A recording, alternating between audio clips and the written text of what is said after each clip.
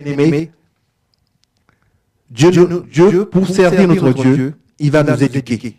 Parce que la Bible nous dit que Dieu, c'est un Dieu d'ordre. Il faut vraiment être à l'écoute du Seigneur. Parce que, effectivement, quand il nous dit au verset 7, il nous dit aussi, supporter le châtiment, c'est comme des fils que Dieu vous traite, car qu'elle est le fils qu'un père ne châtie pas. Donc là, il nous dit de supporter. Ce n'est pas facile. Quand nous lisons dans le livre de Colossiens, il nous dit, supportez-vous les uns les autres. Parce que c'est quelque chose qui n'est pas facile de se supporter. C'était facile, il ne l'aurait pas dit. Supporter cette correction, mes bien-aimés, c'est pour être corrigé et pour être corrigé, pour être éprouvé. Et quelque part, on voit, c'est pour ça que Dieu, des fois, permet que nous soyons éprouvés. Nous pouvons avoir des épreuves. Parce que c'est dans les épreuves qu'il va nous éduquer. C'est dans les épreuves qu'il va nous châtier. C'est dans les épreuves qu'il va nous communiquer vraiment sa pensée, ses directives. Et souvent, ça fait mal, effectivement. Les épreuves, qui c'est qui aime les épreuves? Personne n'aime les épreuves. Mais c'est par là que Dieu nous éduque. Il dit qu'il nous discipline. Et dans la version d'Herbie, il dit qu'il fouette. Il fouette tous les fils qu'il agrée. Donc, tant mon frère, ma soeur, ce soir qui nous écoute, quand tu te sens un peu vraiment bousculé dans les épreuves, pense que Dieu t'aime. Pense que Dieu veut vraiment que tu sois quelqu'un vraiment d'éduqué. Parce qu'une fois éduqué, tu pourras éduquer les autres. Voilà, ne serait-ce que nos enfants. Parce que c'est facile à dire, parce que éduquer un enfant, c'est quoi? C'est lui apprendre l'obéissance. Mais pour apprendre à quelqu'un l'obéissance, il faut que toi-même, moi qui vous parle, que nous soyons déjà obéissants à la parole du Seigneur. N'est-ce pas? Parce que là, on peut donner ce qu'on a. Si tu n'as pas eu cette discipline, comment peux-tu te discipliner? C'est vrai, de nos jours, bon, on peut citer pas mal de choses. De nos jours, comment des gens font des enfants, des enfants qui font des enfants. C'est-à-dire qu'il y a des enfants qui n'ont pas eu de cette discipline. Leurs parents n'ont pas de discipline et ils font des enfants. Il n'y a aucune discipline. J'aime bien ce mot, discipline. Discipliné. Donc, il y a disciple. Et c'est important. Si on n'est pas discipliné, on ne peut pas avancer. Parce que notre Dieu, c'est un Dieu d'ordre. Si nous prenons 1 Corinthiens 10, au verset 13. Aucune tentation ne vous est survenue qui n'a été humaine. Et Dieu, qui est fidèle, ne permettra pas que vous soyez tentés au-delà de vos forces. Mais avec la tentation, il préparera aussi le moyen d'en sortir afin que vous puissiez la supporter. Amen. Le Seigneur nous donne toutes les armes pour nous pouvoir supporter ces épreuves. Les épreuves, il faut passer par là. Ces épreuves aussi sont matérialisées aussi, le fait on peut dire aussi dans le désert. Quand le désert, il n'y a rien. Dans le désert, il y a des choses. Il y a la chaleur, il y a les pierres, il y a tout ça dans le désert. Donc, et c'est là qu'on va avoir, si je peux m'exprimer ainsi, avoir le survie. Et c'est sur survie-là que Dieu va utiliser pour nous faire comprendre, pour nous éduquer, pour nous donner la discipline. Voilà. Et nous allons continuer. Au verset 9, il nous dit, même au verset 8, pardon, mais si vous êtes exempt de châtiment auquel on part, vous êtes donc des enfants illégitimes et non des fils. Verset 9, d'ailleurs, puisque vos pères, selon la chair, nous a châtiés et que nous les avons respectés, ne pouvons pas, nous, en plus forte raison, nous soumettre au Père des esprits pour avoir la vie. Amen. Ce verset nous implique plutôt, pour avoir la vie, mes bien-aimés, pour avoir la vie en Jésus-Christ, il faut automatiquement se soumettre au Père des esprits, qui est Dieu. Tout simplement. Il faut être soumis. La Bible nous dit, soumettez-vous les uns aux autres. Là, par rapport à ce verset, il faut se soumettre à Dieu pour avoir la vie. Si on n'est pas soumis à Dieu, on n'a pas la vie. Se soumettre à Dieu, ça veut dire qu'on est discipliné. Ça veut dire qu'on écoute. Ça veut dire qu'on a l'écoute. La Bible nous dit, soyez prompts à écouter. Ne vous pressez pas à répondre. Soyez prompts à écouter. Il faut un temps d'écoute. Si on n'écoute pas, on ne peut pas répondre. Si on n'écoute pas, on ne comprend pas en fin de compte. Tout est dans l'écoute. Prenons l'exemple de Jean-Baptiste. Qu'est-ce qu'il faisait dans le désert? Il n'y avait rien à voir. C'était un homme habillé en peau de chèvre. Il mangeait des sauterelles. Il n'y avait rien à voir. Et pourtant, il y avait des gens qui allaient. Donc, ils allaient pourquoi? C'était pour écouter ce qu'il disait. C'est dans l'écoute. C'est vrai, maintenant, nous avons la télé. Vous pouvez nous voir. Ça fait un moment qu'il n'y avait que la radio. On n'était pas à l'image. En fin de compte, l'important, c'est d'écouter et de comprendre. Les deux, ça va de pair. Entendre et comprendre. Amen. Et pourquoi je dis ça? Comme on parle de la famille, en fin de compte, dans les familles, souvent, on parle, un dialogue, et on n'écoute pas. Et souvent, ça arrive. L'épouse qui parle à son mari, le mari a entendu, il a écouté plutôt, mais il n'a pas entendu. Et souvent, ça se passe dans des couples, et des fois, ça peut arriver, ça peut prendre des tournures. Vous qui m'écoutez, vous pouvez appeler tout à l'heure pour savoir si c'est ce que je dis, c'est vrai ou faux. Souvent, quand la femme peut poser une question à son mari, lui dit quelque chose, le mari dit oui, d'accord, ok. En fin de compte, le mari ne le fait pas. Ce n'est pas qu'il ne veut pas le faire, c'est qu'il n'a pas écouté. Donc, il ne peut pas le faire. C'est vrai. Donc, l'écoute. L'écoute propre à écouter. C'est Jacques qui nous dit, dans Jacques... Amen. Et le verset 10, nos pères nous châtiaient pour peu de jours, comme ils le trouvaient bon. Mais Dieu nous châtie pour notre bien, afin que nous participions à sa sainteté. La correction divine. Amen. Je vais m'arrêter là. Nos pères nous châtiaient pour peu de jours. Ça veut dire que, mes bien-aimés, nous, parents, on est limités, en fin de compte. On est limités pour l'éducation de nos enfants. C'est pour ça que la Bible nous dit que éduque l'enfant pendant qu'il est jeune. Ça veut dire qu'au Proverbe 6, 22, 6, pardon. Éduque l'enfant selon la voie du Seigneur, et quand il sera grand, il ne s'en détournera pas. C'est très important, mes bien-aimés. On le lit, on le connaît, mais l'essentiel, c'est de le mettre en pratique.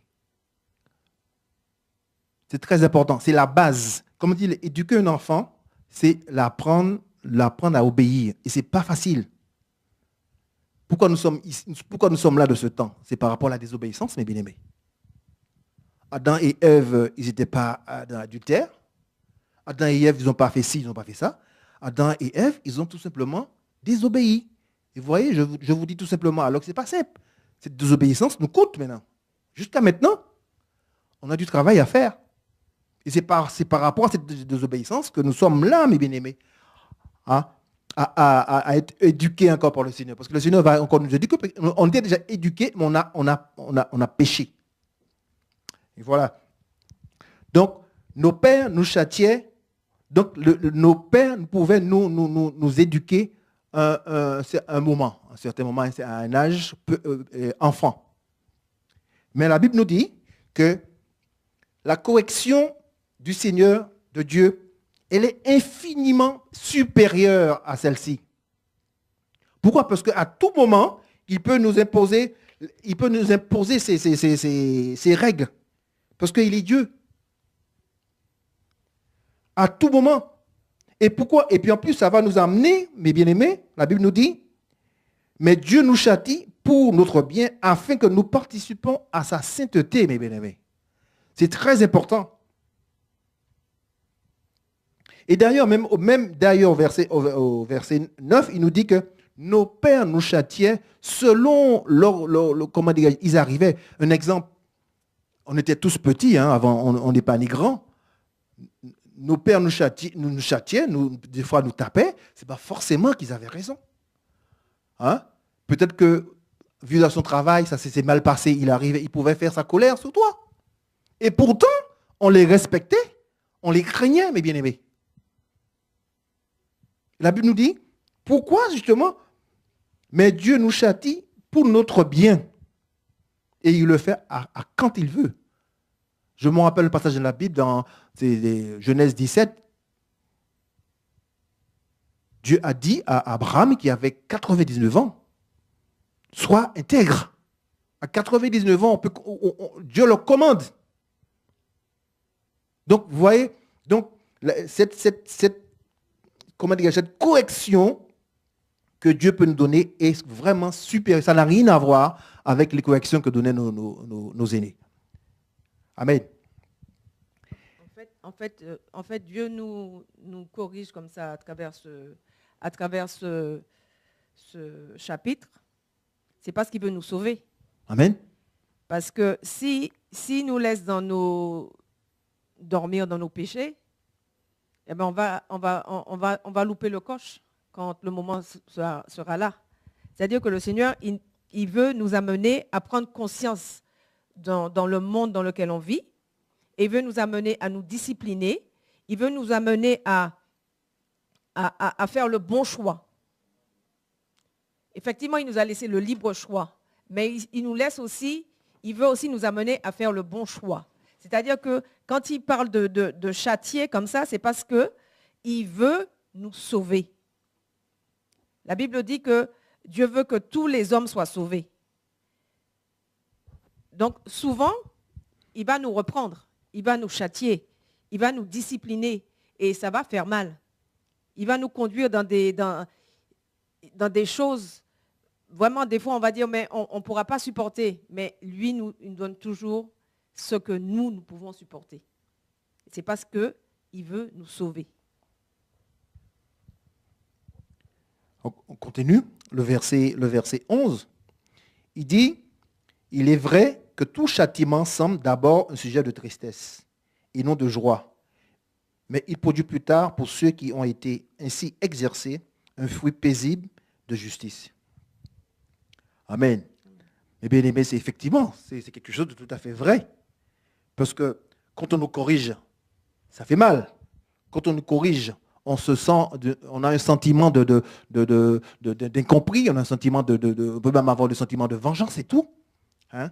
Quand on nous corrige, c'est pas bien. Ne serait-ce que quand vous corrigez votre enfant, c'est aussi dur pour le parent que l'enfant, n'est-ce pas? Parce que corriger un enfant, éduquer un enfant, je vais vous dire quelque chose. Éduquer un enfant, en fait, on éduque un enfant, ce n'est pas pour nous, en fin de compte. Ce n'est pas pour nous proprement. C'est pour l'enfant qu'on l'éduque. Parce que quand vous êtes chez vous, vos enfants sont chez vous. Si vous avez des enfants, bien sûr. Les enfants peuvent faire n'importe quoi, n'est-ce pas? Ce n'importe quoi ne vous gêne pas, n'est-ce pas? Mais ce même n'importe quoi que cet enfant fera chez quelqu'un d'autre, est-ce que cela va vous plaire? Est-ce que vous pensez que c'est chez cette personne que vous allez faire l'éducation de votre enfant? Est-ce que vous pensez que c'est chez cette personne, c'est au lip service, enfin, où vous allez, c'est à ce moment-là que vous allez faire l'éducation de vos enfants? Non. L'éducation, ça se passe à la maison. Il y a un verset qui dit, Proverbe 14, qui dit, la femme sage bâtit sa maison. Toujours la maison. Bâtit sa famille. Maison là, synonyme de maison, maison synonyme de famille. C'est une question de maison. Amen. Et quand, même quand vous lisez, même le livre d'Agé, qui a 2 chapitres, mais qui est un livre qui est tout à fait d'actualité, comme pas possible. La Bible nous dit, si ma maison n'est pas rebâtie, mais tout ce que vous allez avoir, vous allez avoir ça en mini. Il faut déjà bâtir ma maison, bâtir la famille, bâtir, c'est ça qui est important. Parce que ton identité, tu vas le forger dans ta famille, dans ta maison.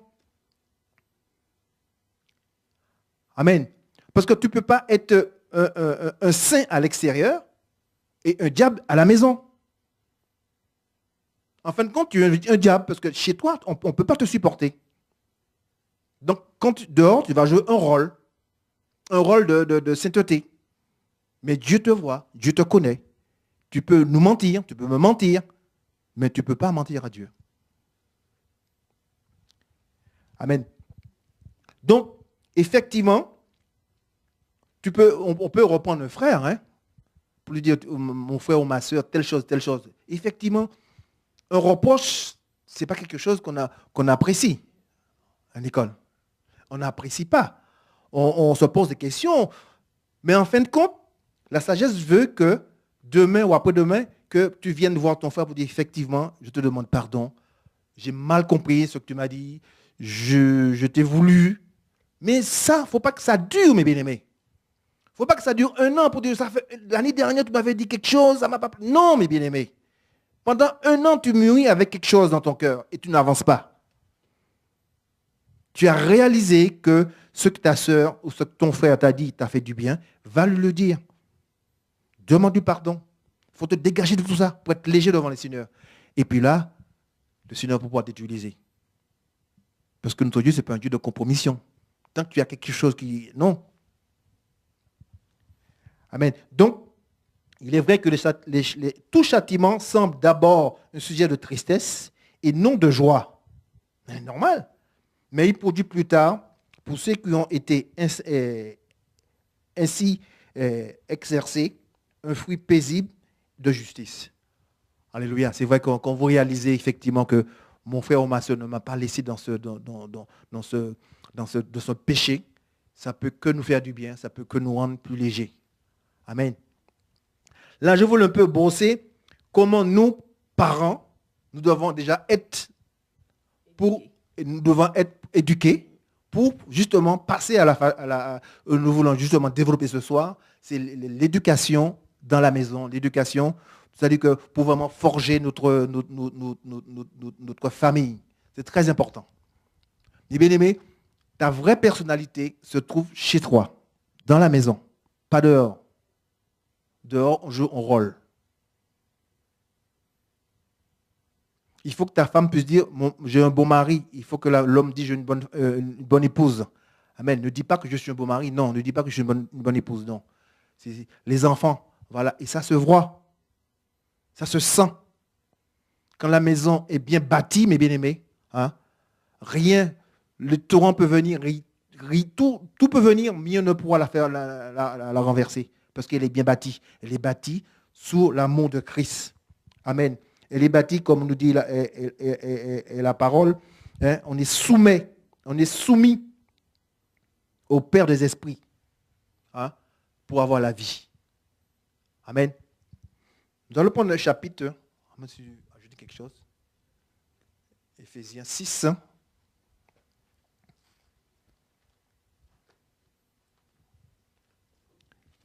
Alléluia. Si vous pouvez nous appeler au 01 64 98 90 45 si vous avez des questions. Hein. Là, on va essayer de voir comment on pourra éduquer nos enfants. Parce qu'il me semble que nous avons des lacunes. Plus ou moins, les familles, les enfants sont jeunes. Pourtant, il y a pas mal de trucs de publicité pour essayer d'aider les enfants, les jeunes filles, les jeunes hommes. Mais pourtant, ça y va. On voit quand même qu'il y a beaucoup d'enfants, beaucoup de familles monoparentales. Donc, je pense que ce sujet peut susciter beaucoup de questions. Nous sommes là pour vous répondre. Par la grâce de Dieu. Parce que nous ne pouvons pas vous répondre si le Saint-Esprit ne nous inspire pas. Amen. Alors, Éphésiens 6, à partir du premier verset. Nous même avant de prendre le premier verset, on va prendre comme le verset 4. Pour bien finir notre part de responsabilité étant que Père. La Bible nous dit, Éphésiens 6, verset 4, « Et vous, pères, n'irritez pas vos enfants, mais élevez-les en les corrigeant, en les instruisant selon le Seigneur. » Amen. Et si nous posons Colossiens 3,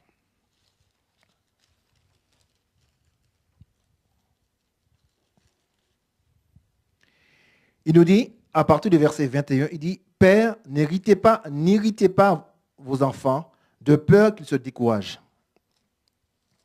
Alléluia, c'est un sujet qu'on a déjà parlé, mais il faut toujours en parler. Parce qu'il ne faut pas croire qu'il y a toujours un message nouveau pour la famille. Non, la famille, c'est la famille. La famille de Dieu, ça ne change pas. On ne peut pas avoir plusieurs messages. Il y a une directive, il y a une discipline dans la vie de Dieu. Donc cette discipline, quand on l'a, ça ne change pas comme ça. C'est une discipline, la discipline de Dieu. Amen. Donc, si nous revenons à Éphésiens 6, Père, n'irritez pas vos enfants, mais élevez-les en les corrigeant, en les utilisant selon le Seigneur. Ça veut dire quoi? Père, n'irritez pas vos enfants. C'est ce qu'il nous a dit tout à l'heure quand on a lu Hébreux 12. Souvent, nos parents, peut-être des fois mal lunés, peuvent irriter leurs enfants. Il y a cette partie aussi, il y a la compréhension aussi. Quand vous avez un enfant qui n'est pas tellement fort à l'école, on va le traiter d'abruti, on va le traiter de tu es un bon à rien. On ne va pas chercher à élever cet enfant, on va chercher toujours comment dirais-je, à le rabaisser. Mais bien aimé, vous qui écoutez Radio Télé de Vie ce soir, vous vous rendez compte un enfant que son père lui traite d'abruti, sa mère lui traite d'abruti. Arrivé à l'école, le professeur, oui, nous avons un appel téléphonique. Oui. Allô? Bonjour frère. Bonjour. Laurence de Chalon, ça m'arrive d'intervenir de temps en temps. Oui. Et justement, je vais faire autrement. Et justement, à propos de la famille, j'avais une question. Parce que je me suis retrouvée confrontée à des chrétiens qui avaient comme attitude, il ne faut surtout pas crier après les enfants. Donc on les laisse faire beaucoup de choses, comme par exemple jouer et puis d'un seul coup traverser la rue, où on les laisse seuls chez eux et on dit « Oh, Dieu va garder ». Alors je voulais savoir quelle position par rapport à l'éducation, parce que moi, honnêtement, ça m'horripile. Hein. Parce que j'estime qu'en fonction de la parole, on doit donner une éducation à ses enfants. Certes, ne pas hurler, certes, ne pas taper comme un fou sur les gosses, parce que ça ne sert à strictement rien, puis c'est dénué de sens par rapport à la parole. Mais de là à estimer qu'un enfant de 6-7 ans peut faire tout et n'importe quoi, je trouve ça totalement en inadéquation avec ce que nous dit la parole, qui nous dit quand même d'éduquer et de châtier si c'est nécessaire. Et là, il s'agit de chrétiens? Oui, malheureusement. En fait, ma Bible me dit dans Osée 4, au verset 6, « Mon peuple est détruit parce qu'il lui manque la connaissance. Puisque tu as rejeté la connaissance, je te rejetterai et tu seras dépouillé de mon sacerdoce. Puisque tu as oublié la loi de ton Dieu, j'oublierai aussi tes enfants. » Le problème avec nous, chrétiens, c'est que nous pensons que nous n'avons pas notre part à faire parce que nous avons Dieu. Mais c'est faux. Dieu nous a demandé d'éduquer nos enfants. Dieu nous a demandé de les encadrer. Je suis tout à fait d'accord. Il dit même dans Éphésiens, comme on vient de le lire, de ne pas les irriter. Il ne faut pas les décourager, mais il faut les éduquer. Maintenant, on voit que l'autorité parentale, elle est inexistante dans les familles. Le père, moi je vois des grands gaillards, ils sont grands, ils font au moins 2 mètres, ils sont costauds. Ils ont un tout petit enfant de 3 ans en face. Ils sont en train de compter pour l'enfant. Attention, je vais compter 1, 2. Alors, des fois, ils arrivent jusqu'à 10 et l'enfant n'a toujours pas bougé. Ah oui. En fait, le chrétien, il commence à négocier avec son enfant. Et ce n'est pas son rôle. L'enfant a sa place dans la famille, mais l'enfant n'a pas toute sa place. Il n'a pas toute la place dans la famille. Ce n'est pas lui qui doit commander. Le commandement appartient aux parents. Les enfants doivent être soumis aux parents. Et c'est dès le jeune âge qu'on apprend cela à l'enfant. Parce que sinon, à 6 ans à l'école, une fois qu'il entre en CP, impossible de le tenir. Et quand il a 12 ans, alors là, c'est fini. Parce qu'ils grandissent tout seuls. Un enfant qui n'a pas d'éducation, il va réagir un peu comme un enfant fou. D'ailleurs, Proverbe nous le dit.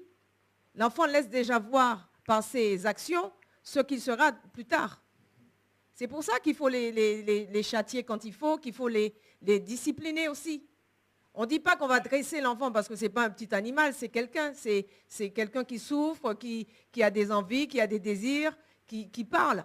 C'est un être à part entière. Mais il faut quand même lui donner les directives pour qu'il puisse aussi grandir convenablement.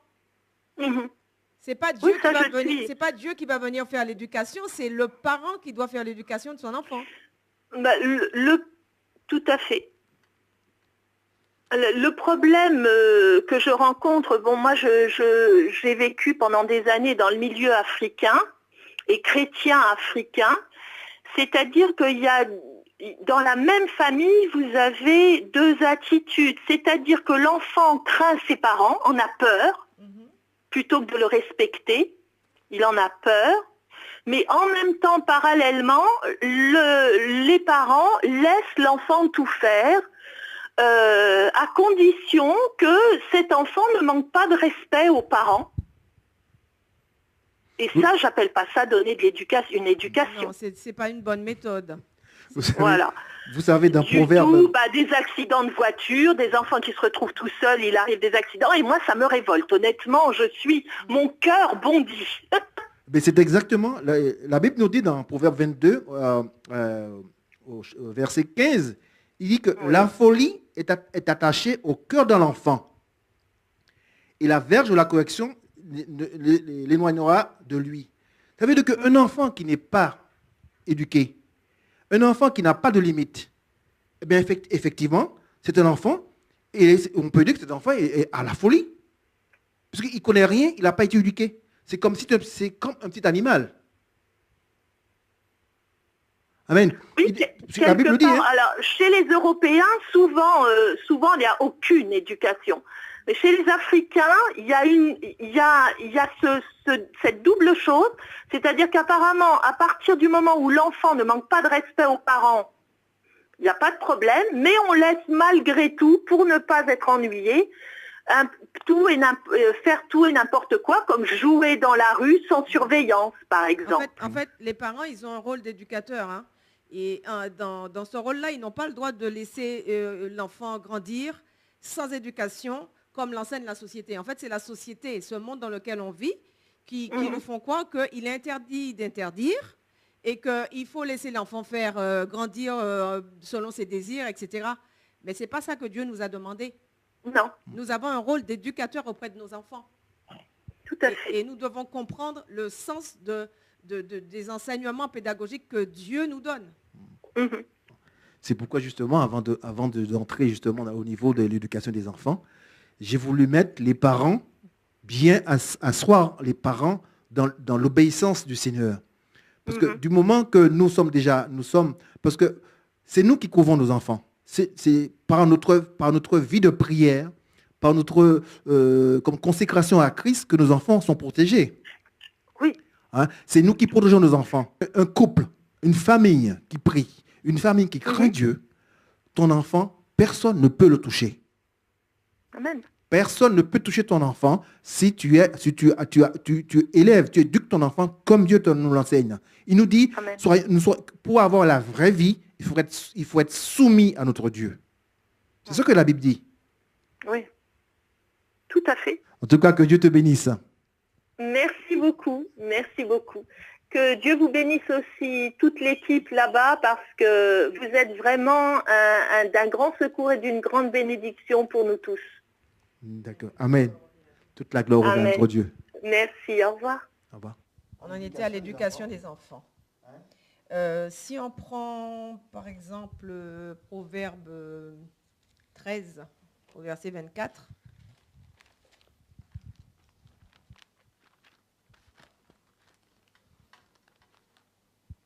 la Bible nous dit, celui qui ménage sa verge est son fils, mais celui qui l'aime cherche à le corriger. Donc on ne peut pas se permettre de laisser un enfant sans correction, sans discipline, sans le recadrer. Parce que c'est vrai que le monde dans lequel on vit, c'est la télé, c'est la télévision qui fait l'éducation des enfants. Les parents, ils piochent des conseils souvent à la télé. Comment faire avec son enfant, à quelle heure le coucher, à quelle heure lui donner à manger. Mais ça, ce sont des choses qui viennent tout seuls. Une fois qu'on a l'enfant, on sait qu'il faut le coucher de bonne heure. Pourquoi attendre que la télé nous dise non, il faut le coucher à 21 heures? On a un appel. On prend. On a un appel, on prend. Merci. Allô? Oui, allô? Allô, bonsoir. Oui, bonsoir. Alors voilà, j'appelle parce que j'ai une question à vous poser concernant l'éducation des enfants sur Éphésiens 6 au verset 4. Il dit « Et vous, pères, n'irritez pas vos enfants, mais élevez-les en les corrigeant et les instruisant selon le Seigneur. » Alors j'avais une question. Qu'est-ce que ça veut dire corrigeant et instruisant selon le Seigneur? Et qu'est-ce que ça veut dire en gros corriger, châtier, reprendre selon la parole quoi? Parce que c'est vrai qu'on a tendance à prendre ce verset-là à tout va pour... des fois, il y en a, ils frappent leurs enfants, coup de pied, coup de poing. Et... Donc, je voudrais savoir... Corriger selon la Bible. Hein. Donc, tout à l'heure, je disais que c'est dans la traduction grecque, ça veut dire pédia, qui veut dire tout simplement éducation. D'accord. Dans la Bible, nous parle d'éducation. Et c'est justement, c'est ça qu'on est dans ce soir pour comment éduquer nos enfants. Et ta question, c'est exactement ta question, c'est quoi? En fait, ma question, c'est... voilà, qu'est-ce que veut dire corriger, châtier, selon la parole? Parce que c'est vrai qu'il y en a des chrétiens qui prennent ces mots-là pour prétexter la violence envers leurs enfants. Et c'est vrai qu'après, les enfants craignent leurs parents, quoi, ne les respectent pas, mais craignent leurs parents. Donc, je voulais savoir ce que ça voulait dire bibliquement, corriger, châtier, reprendre les enfants. Le Seigneur, il n'a pas demandé au papa ou à la maman d'être violent avec son enfant. Il lui demande de le châtier, il lui demande de le corriger.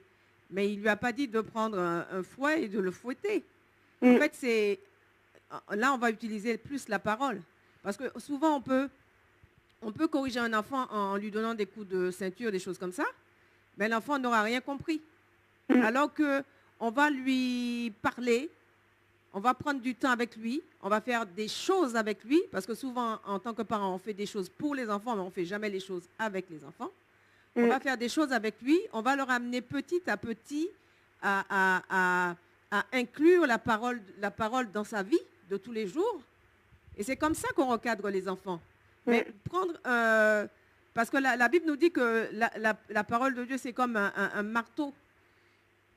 Tu vois, c'est une arme. Et on peut utiliser la parole pour redresser les enfants.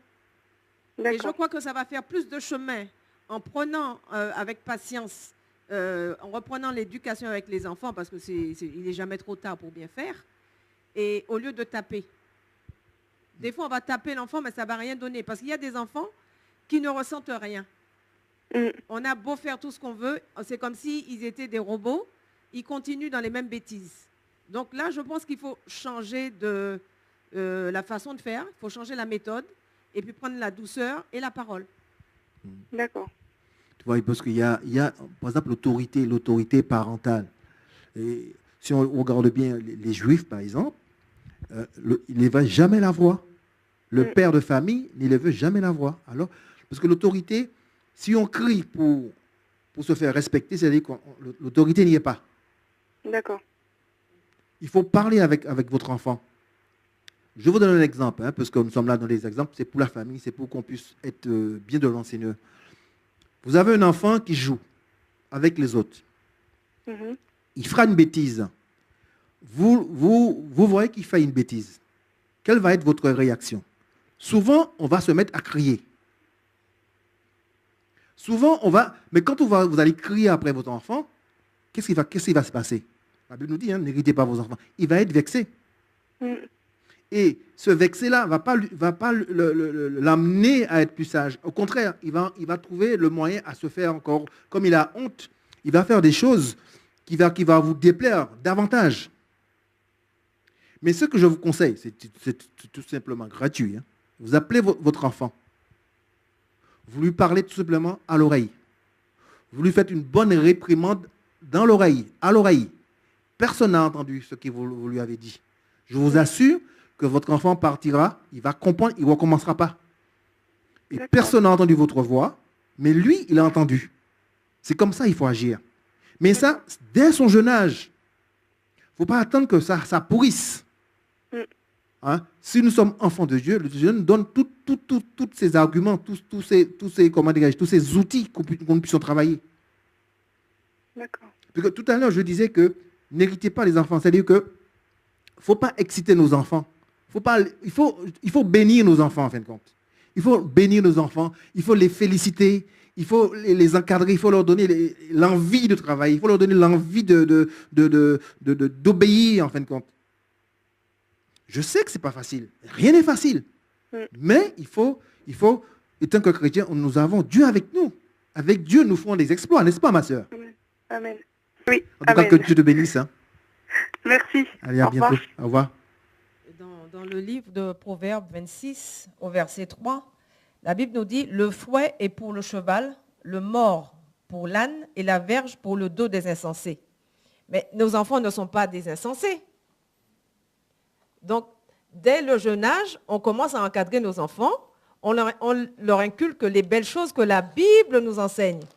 C'est-à-dire qu'on apprend à nos enfants à aimer Dieu, on apprend à nos enfants à prier, on apprend à nos enfants à craindre Dieu, à savoir que Dieu existe et qu'il est là et qu'il veille sur nous, sur chacun de nous. C'est à nous d'apprendre ça à nos enfants, mais dès le plus jeune âge. C'est-à-dire que les bébés, ils comprennent. Quand on prie, on prend le bébé dans les bras, on prie avec son bébé dans ses bras, et l'enfant, il comprend. S'il est un peu excité, ça va l'apaiser. Ça veut dire qu'il comprend. Donc, dès bébé, on commence déjà à apprendre à l'enfant les choses de Dieu. Et comme ça, on n'aura pas besoin de lui donner des coups de fouet ou des coups de bâton. C'est vrai, parce que quand la Bible nous parle pas du frêne, de la verge, c'est tout simplement, il parle de la parole de Dieu. La parole de Dieu. C'est une arme terrible, la parole de Dieu. On va continuer encore dans l'éducation des enfants, parce que nous voyons que dans ce monde pressé, on est pressé pour tout. Nous avons ce qu'on appelle la télévision qui est dans nos maisons, qui remplace les discussions, qui remplace les petites chamailleries qu'on pourrait avoir. Ça change tout. Des fois, vous voyez des gens qui partent en vacances. Derrière les 2 sièges avant, il y a, Deux écrans. 2 écrans. Donc, les enfants sont calfeutrés, ils sont perdus après leurs dessins animés. Alors, à la maison, dessins animés, dans la voiture, dessins animés, à quel moment que nous allons parler à nos enfants? À quel moment que nous allons partager avec nos enfants? Parce que l'on ne peut même pas les éduquer puisqu'on ne parle plus. C'est terrible. Deutéronome 6, verset 7.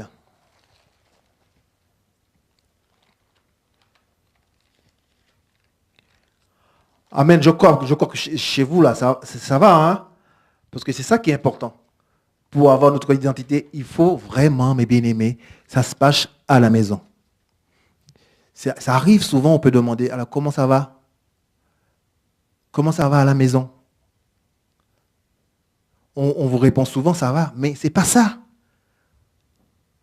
Il faut que ça aille à la maison. Tant que ce n'est pas bon à la maison, ça ne peut pas être bon dehors. Ce n'est pas possible. Quand vous partez de chez vous avec la famille pour aller prier, aller rendre visite, il faut déjà que vous partez avec comment dirais-je, le cœur déjà repenti, le cœur avec plein d'amour. Comme ça, vous arrivez où vous allez avec déjà vous amenez c'est-à-dire cette vie de prière avec vous dans cette maison où que vous allez. Amen. Un appel téléphonique. Allô? Oui, allô, bonsoir. Bonsoir. Oui, donc j'avais parce que j'ai une question.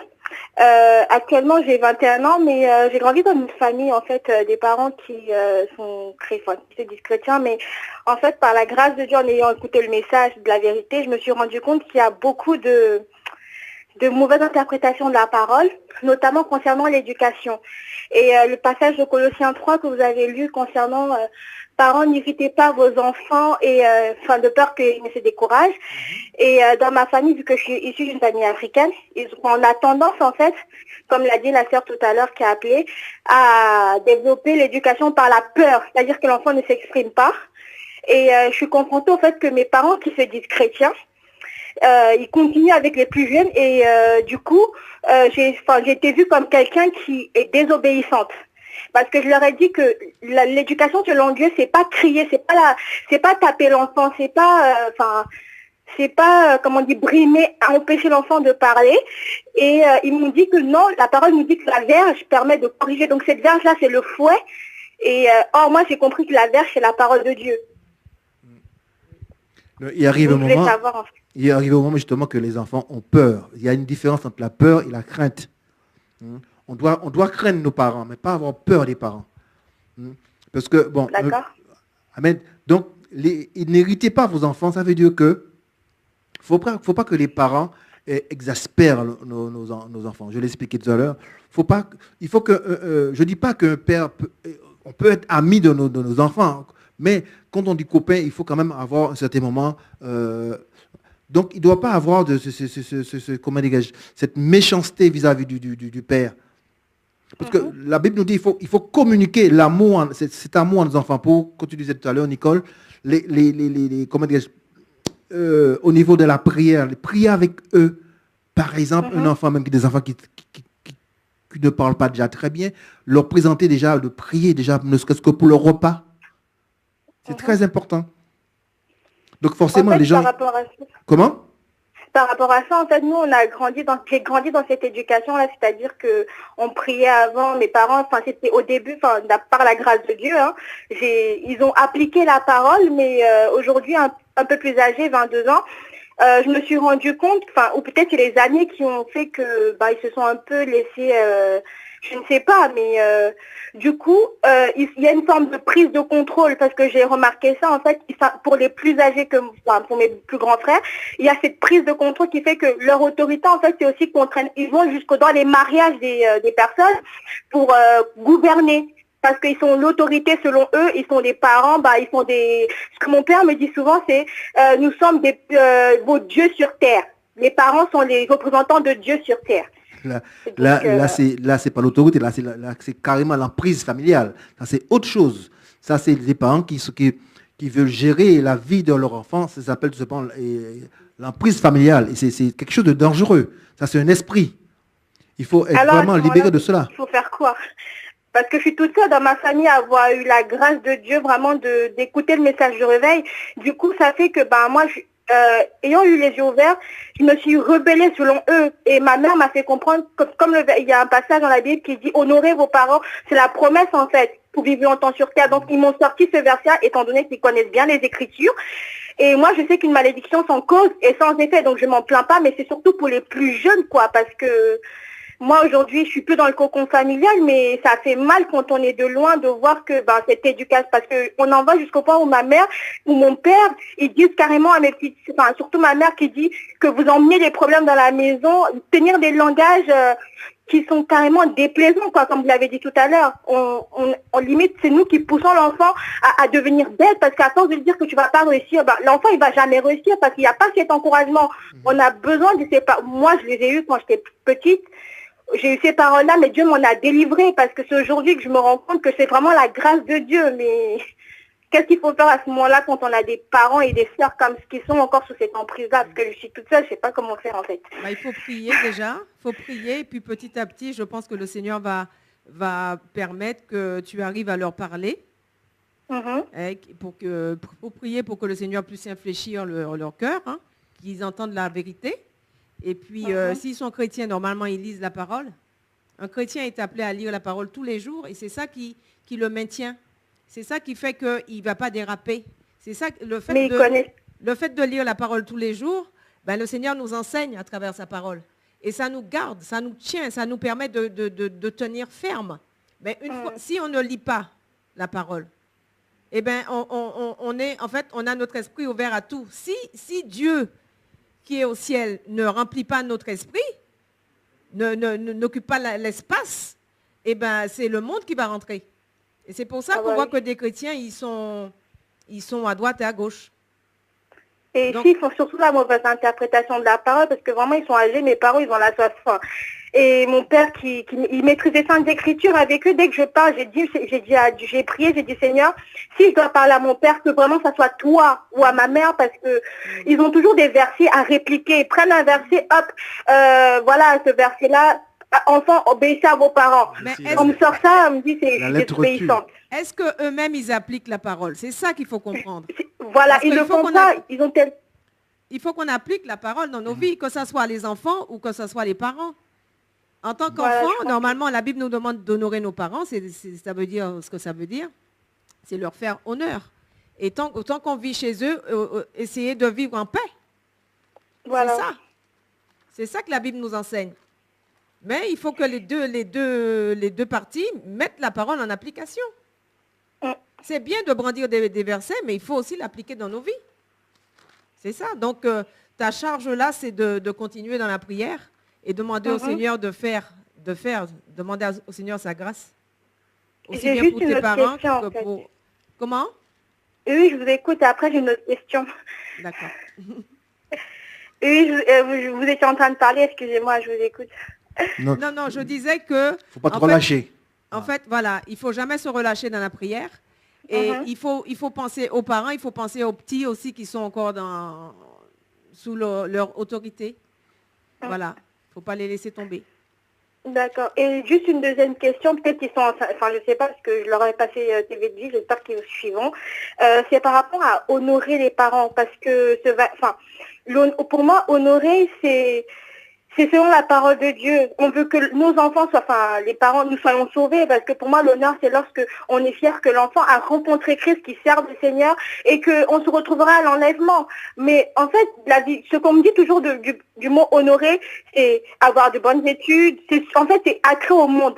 C'est-à-dire qu'un enfant qui n'a pas une réussite dans le monde n'honore pas ses parents. Donc, qu'est-ce que vous en pensez? Non. Ça, c'est une interprétation de non, certains parents. Honorer de la Bible, ça veut dire respecter les parents. C'est une forme de respect. Mais arrivé un moment, même la Bible nous dit que dans Hébreux 13, hein, il nous dit que le mariage soit honoré de tous et le lit conjugal exempt de toute souillure. Bref, enfin, qui veut dire que on doit honorer nos parents en les respectant tout simplement. C'est ça que la Bible veut nous expliquer là-dessus.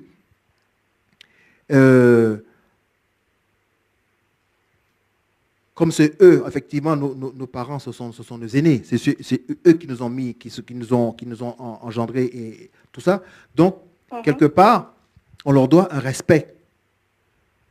Surtout petits.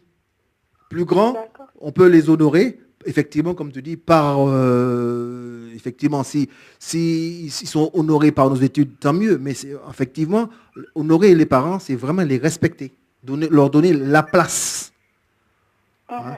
Par exemple, lors de mariage, hein, c'est la personne à honorer en premier, bien sûr, c'est Dieu, et après, c'est les parents. Et quand on aime Dieu, on honore ses parents, tout simplement. Tout à fait. On respecte nos parents. Et justement, par rapport à ça, je vais prendre un exemple, parce que vous parliez du respect. Le respect, ça veut dire que honorer, c'est respecter les parents, mais il en va de sorte qu'on a tous l'amour de Dieu, c'est-à-dire que si mon père ou ma mère a commis un péché, un péché, je veux dire quelque chose qui a déplu à Dieu et que le Seigneur m'en a fait part, si j'arrive devant ce parent et que je lui dis, comme tu vois, papa, maman, cet acte que tu as posé ne glorifie pas le Seigneur, et le parent dit tu ne me respectes pas parce que tu n'as pas le droit de me parler comme ça. Non, effectivement. Qu'est-ce qu'il faut? Oui, comme tu dis, l'autoritarisme. Mais ce qu'il faut, effectivement, quand tu vois ça, il faut quand même prier. Il faut quand même prier le Seigneur qui t'aide à parler à tes parents. Parce que justement, tes parents, tu dois les respecter. Tu vois? Par contre, effectivement, si tes parents que tu respectes te poussent à faire quelque chose qui n'est pas de Dieu, ah là, tu dois refuser. La Bible Voilà, nous dit, c'est surtout ça ma question. voilà.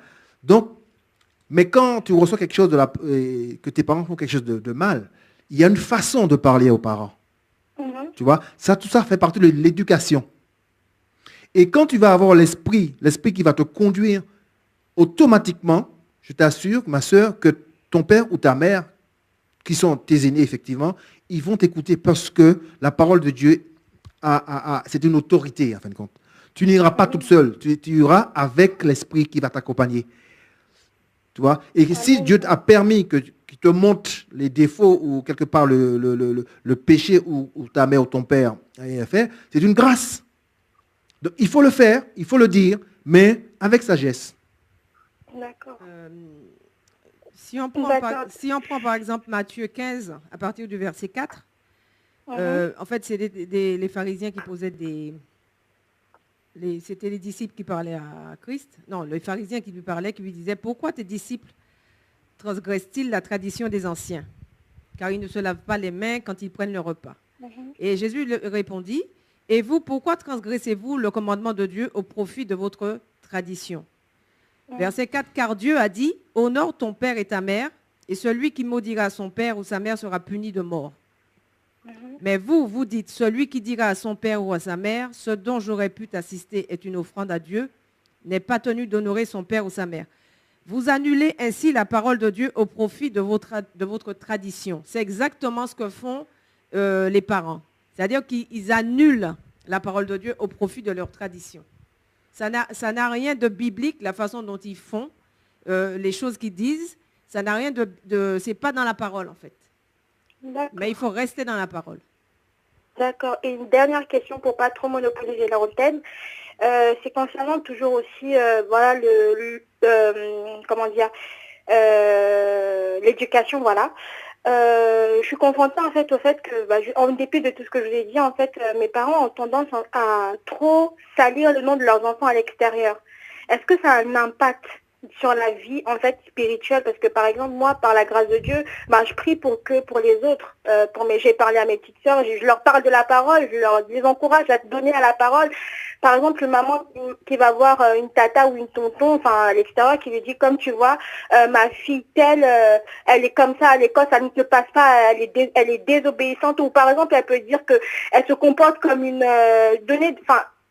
essayer de vendre son enfant dehors. Qu'est-ce que ça peut avoir comme impact sur la vie de cet enfant? Et qu'est-ce qu'il faut faire en fait à ce moment-là?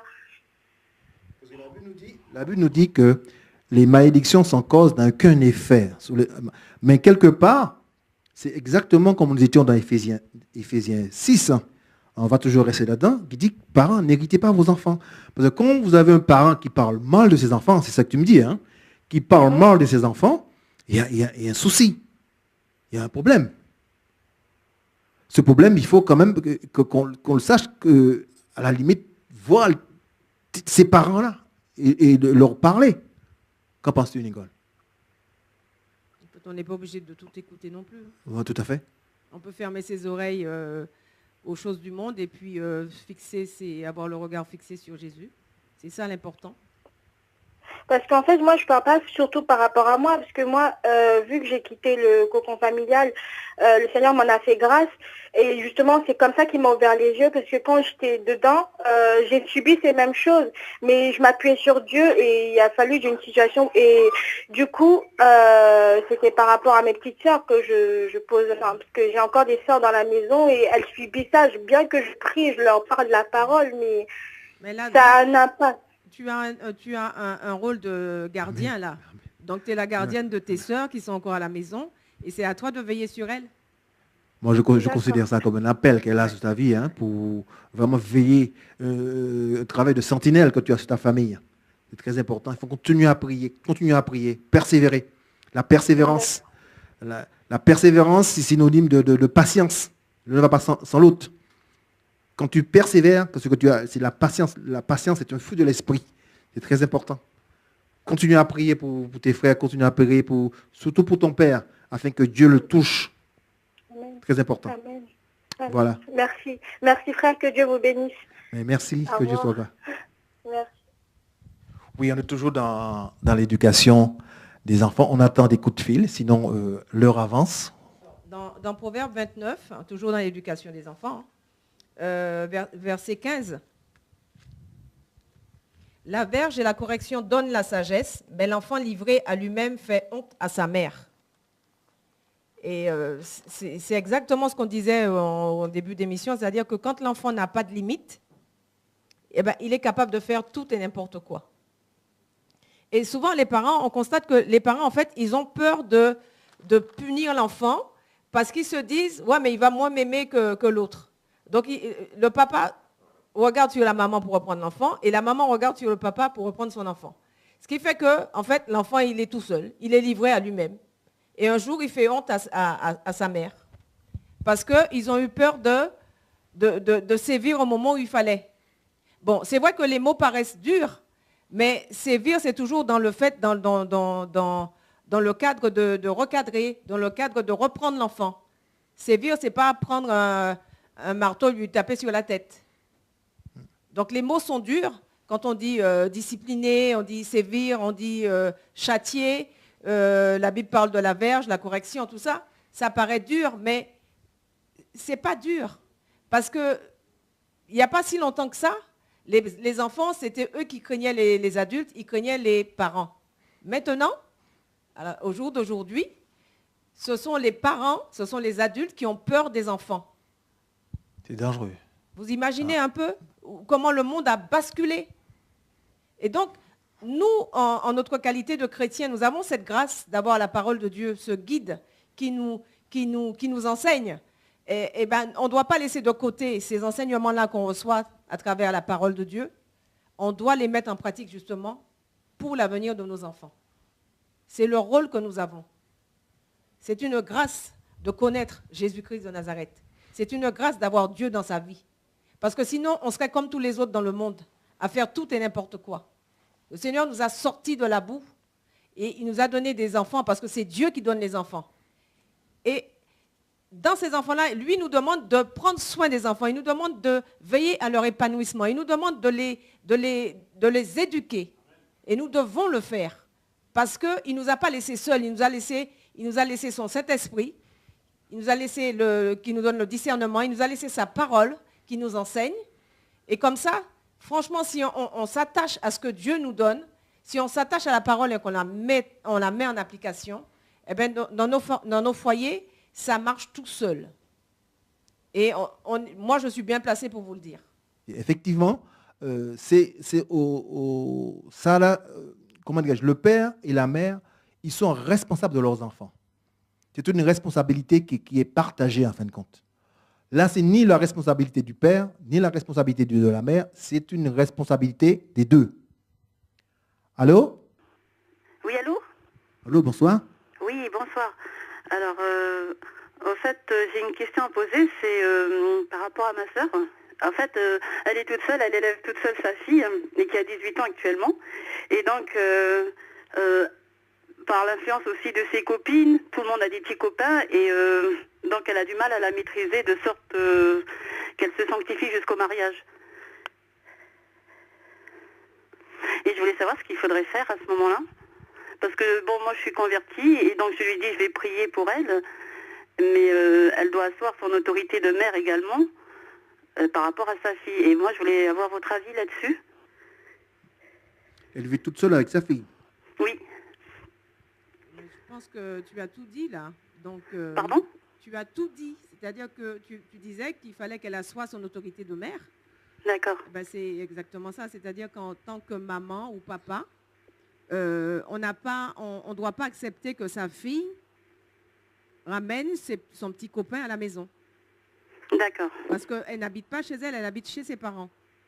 Voilà, le fait est, c'est que elle a peur que le fait de brusquer sa fille, qu'elle aille faire justement par esprit de contradiction. Enfin, comme elle va à la fac et que justement elle sait qu'elle continue à voir ce garçon, donc du Mais coup... il faut qu'elle lui parle à sa fille. Il faut qu'elle lui parle et qu'elle lui présente la vie telle qu'elle est, qu'elle lui présente la réalité. Ça veut dire que quand on est libre, on est jeune, on n'est pas marié, on va aller coucher à droite à gauche avec des garçons, eh bien, on reste lié avec ces garçons-là. C'est ça qu'il faut comprendre. En fait, la Bible, elle existe depuis des siècles et des siècles. Et la parole n'a pas changé, n'a pas bougé. Donc, je ne vois pas pourquoi maintenant, le monde va nous faire croire que ce qu'on dit, c'est désuet et c'est dépassé. Ce n'est pas dépassé. D'accord. Vous voyez? Donc, Oui. la sexualité hors mariage, Dieu est contre ça. Dieu condamne. Et Dieu bénit l'acte sexuel dans le mariage. D'accord. Hors mariage, ça s'appelle de la débauche. Ouais, d'accord. Ouais, parce qu'en fait, elle disait que même ses copines disaient que maintenant c'est moderne et que ça c'est ancien et tout. Justement, c'est la modernité qui tue. Lorsque vous voyez que vous avez une fille de 18-20 ans, et puis elle quitte la maison, elle va vivre avec un homme. Elle ne se marie pas avec. Elle va faire 6 mois avec lui. Elle va constater que finalement, ce n'est pas le bon. Elle le quitte, enfin il se quitte. Elle se remet avec quelqu'un d'autre. Elle va faire quelques mois. Elle le quitte parce que ça ne va pas. Elle se remet. En fait, elle n'arrête pas de se remettre, de se remettre, de se remettre. Au bout de 20 ans, 15 ans, 20 ans, elle sera toujours au même point. Et elle aura changé combien de compagnons? D'accord. Donc, il faut lui présenter ça. Oui. Ça, c'est la réalité. La modernité, c'est quelque chose, mais la réalité, c'est autre chose. Et la réalité, elle est écrite dans la Bible. Quand on fait des choses hors mariage, ça s'appelle tout simplement de la débauche. De la débauche. D'accord. Et je pense qu'en priant et puis en lui parlant de l'amour de Christ, elle va comprendre. D'accord, ok. Merci beaucoup. Que Dieu te bénisse. Que Dieu vous bénisse. Merci. Oui, tout à l'heure, on était sur la responsabilité. Effectivement, nous sommes responsables. C'est vrai, et la Bible nous dit que l'homme est responsable. Mais pourquoi Dieu a dit qu'il n'est pas bon que l'homme soit seul? C'est-à-dire qu'effectivement, cette responsabilité, l'homme ne peut pas le porter tout seul. Amen. Donc, il faut l'aide que Dieu lui a donnée. Ézer, qui veut dire tout simplement secours. Voilà, il faut ce secours. Parce que, bon, c'est vrai, on peut partager, on peut dire qu'il y a des tâches qui reviennent à son épouse, de ce que son exemple, la vaisselle. Mais je suis désolé, un homme, quand il vivait seul, il faisait sa vaisselle, n'est-ce pas? Donc, ce n'est pas maintenant qu'il est marié pour dire non, je ne veux plus la vaisselle, c'est ma femme, elle a le droit. Non, elle fera la vaisselle parce qu'elle va t'aider, effectivement. Vous pouvez faire la vaisselle à deux, c'est un exemple. Hein? Donc, nous avons une grande responsabilité vis-à-vis de nos enfants. Et cette responsabilité, je le répète, c'est à deux.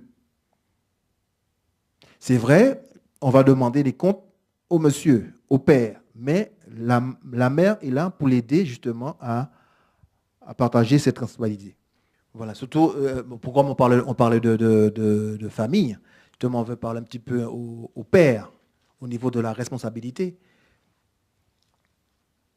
Tout à l'heure, je disais effectivement, cette responsabilité, elle est partagée. Hein, parce qu'il faut que la femme compte sur son mari et effectivement que le mari peut compter sur sa femme.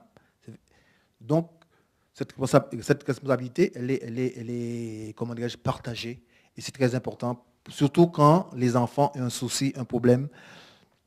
Que, par exemple, la maman ne peut pas, quand l'enfant a fait une bêtise, attendre que le père arrive, on peut appeler ça le père fouettard. Ils attendent que le papa arrive pour dire, voilà, un tel a fait telle chose. Ou non, je pense qu'une mère peut effectivement corriger son enfant. Amen. Toujours dans l'éducation, on va lire Deutéronome 4, verset 9. La Bible nous dit seulement, prends garde à toi et veille attentivement sur ton âme tous les jours de ta vie, de peur que tu n'oublies les choses que tes yeux ont vues et qu'elles ne sortent de ton cœur. Enseigne-les à tes enfants et aux enfants de tes enfants. Voilà la charge qu'on a en tant que parents chrétiens. Prends garde à toi et veille attentivement sur ton âme. Nous devons veiller attentivement sur notre âme. Nous devons prendre garde à nous-mêmes. tous les jours de notre vie. De peur que nous n'oublions les choses que nos yeux ont vues. Parce que si on oublie les choses, elles vont sortir de notre cœur. On va les oublier complètement. Et là, on va épouser d'autres doctrines, on va épouser d'autres méthodes de vie, d'autres choses. Donc, nous devons veiller sur notre âme attentivement. Attentivement. Et enseigne-les à tes enfants et aux enfants de tes enfants. C'est ça qui est important dans l'éducation. C'est une transmission. En fait, nous avons des choses à transmettre. Et nous recevons du Père et ensuite nous les transmettons à nos enfants. Parce que sans Dieu, on ne peut pas y arriver. Sans Jésus-Christ, ça, c'est même pas la peine. Et c'est pour ça qu'il nous est dit là de veiller attentivement sur notre âme. Amen. Allô, nous allons prendre le dernier appel. Allô? Oui, allô? Bonsoir. Oui, bonsoir. Je voudrais en fait poser une question par rapport à l'éducation des enfants. En fait, en ce qui concerne la Bible, en fait, l'éducation biblique, en fait. Oui, t'écoutes? Voilà, donc je voudrais savoir en fait, dans le couple, en ce qui concerne le partage avec les enfants, c'est-à-dire, c'est pas que le père ne partage pas, hein, je dis bien, il partage. Mais si maintenant la femme est amenée à partager plus souvent la parole avec les enfants, je voudrais savoir en fait, est-ce que ça ne peut pas créer du désordre en fait, jusqu'à quelle limite qu'elle peut y aller en ce qui concerne le partage avec les enfants? Il n'y a pas de problème, c'est donc comme un accord. Hein. D'accord. Moi, si le mari ne prouve pas un inconvénient quelconque, ou le souci, je dirais même que c'est quand même bien, c'est bien. D'accord, parce que j'ai déjà posé la question en fait à mon époux, mais je crains quand même en fait, parfois je me culpabilise, je me demande si je ne prends pas trop de place. Bon, vu que je suis plus souvent à la maison, parce que moi je suis à la maison, donc je suis amenée plus souvent à le faire, mais je me demandais quand même est-ce que ça ne peut pas créer un dysfonctionnement ou voilà. Mais non. C'est pour ça que je voulais en fait savoir un peu votre avis par rapport à ça. Proverbe 14 dit, la femme sage bâtit sa maison. Amen. Donc, ton mari travaille, tu es à la maison, bâtir sa maison, bâtir la famille, ça veut dire que quand ton mari entre, il va trouver une atmosphère de sainteté.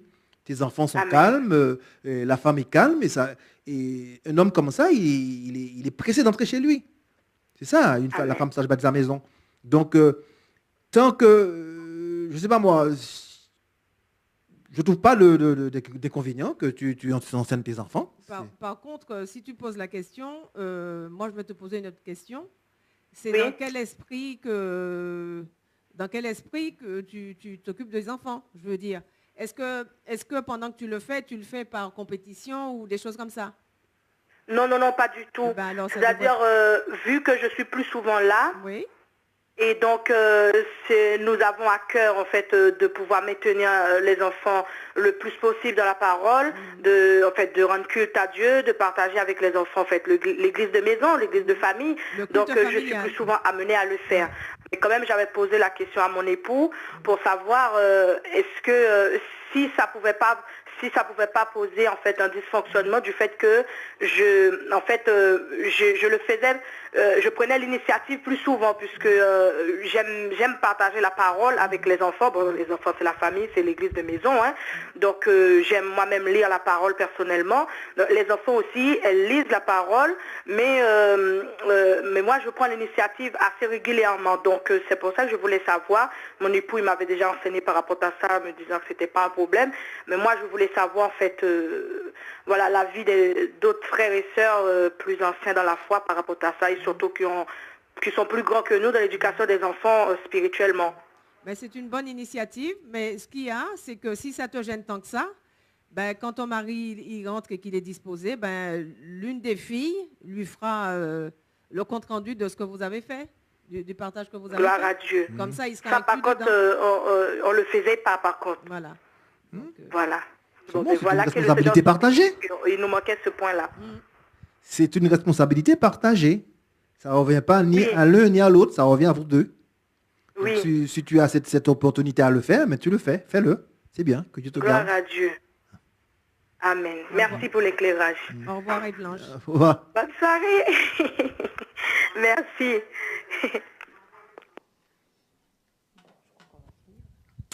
Amen. Ben, on n'a plus d'appel. On va s'arrêter là.